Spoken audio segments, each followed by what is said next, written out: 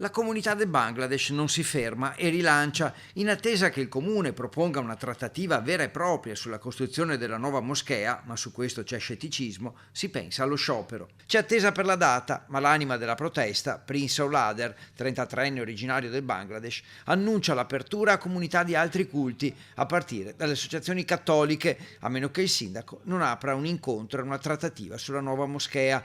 Una comunità che però non è così compatta. Dobbiamo lavorare, dicono, non possiamo permetterci giorni di stop. Per questo operaio, arrivato in Italia nel 2018, che dice di trovarsi molto bene nel nostro paese, la moschea grande serve quando si riempie, nei giorni festivi, per il resto no. Non mi piace che fanno le sciopero perché c'è tante moschee adesso, solo che quando arrivano le feste arrivano tanto le persone. Non facciamo che sciopero, blocchiamo la strada, e quello non mi piace, perché anche io sono anche operai e anche se io non vado un giorno di lavoro, anche quello fa fatica anche per le anche padrone. Persona che stanno andare da chiesa, noi devi andare a moschea, perché tante cose accadono? È disposto anche a fare sciopero lei? Sciopero meglio per fare da right.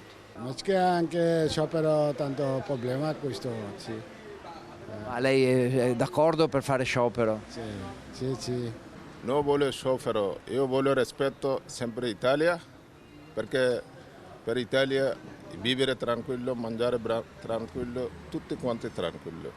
Non voglio sciopero, non voglio niente. Basta mettersi d'accordo, basta, senza creare casino né a destra né a sinistra. La cosa migliore sarebbe quella, parlare e basta.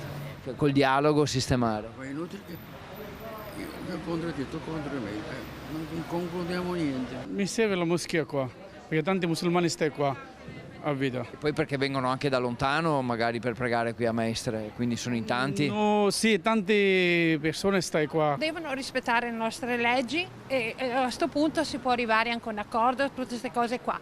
Lo sciopero trovo una cosa un po' assurda, possono arrivare al dialogo secondo me che è la cosa migliore.